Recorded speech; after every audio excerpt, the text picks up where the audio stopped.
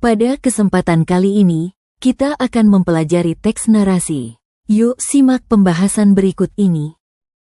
Teks narasi adalah jenis teks yang menceritakan suatu rangkaian peristiwa atau cerita secara berurutan, kronologis.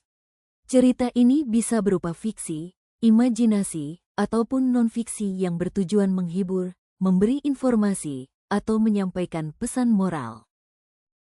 Tujuan utama teks narasi adalah mengisahkan peristiwa untuk menghibur, memberi pelajaran, atau menyampaikan nilai-nilai melalui cerita yang disusun berdasarkan urutan waktu kejadian. Ciri-ciri teks narasi sebagai berikut. 1. Penggunaan kata kerja aksi. 2. Kronologis waktu. 3. Memiliki tokoh, latar, dan alur cerita yang jelas. 4. Biasanya terdapat dialog antar tokoh. 5. Penggunaan konjungsi waktu. Selanjutnya membahas mengenai struktur dan unsur teks narasi. Struktur terdiri dari 1. Orientasi, pengenalan tokoh, tempat, dan waktu. 2. Komplikasi, masalah, konflik yang dialami tokoh.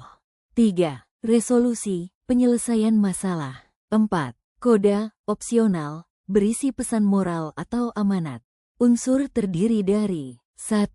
Tema, gagasan utama. 2. Latar, waktu dan tempat kejadian.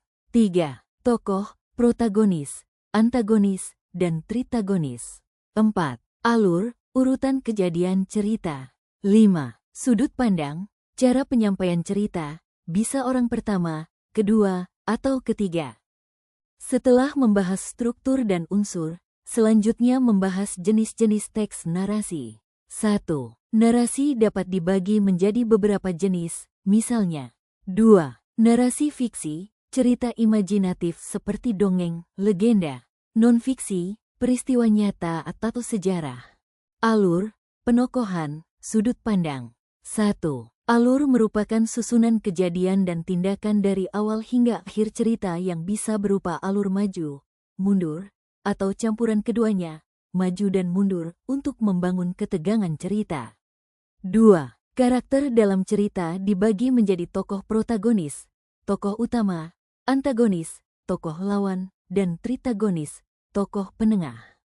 Penokohan membuat cerita menjadi lebih hidup dan menarik.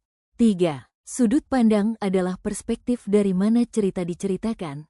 Bisa sudut pandang orang pertama, aku, orang kedua, kamu, atau orang ketiga, dia, mereka, yang memengaruhi cara penyampaian cerita.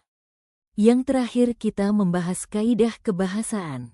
Teks narasi menggunakan berbagai kaidah kebahasaan seperti kata kerja aksi, verba, kata keterangan waktu, penanda waktu, dialog atau percakapan langsung antar tokoh, dan konjungsi sebagai penghubung antar kalimat untuk menjaga kesinambungan cerita. Itu tadi materi mengenai teks narasi. Terima kasih telah menonton, semoga bermanfaat.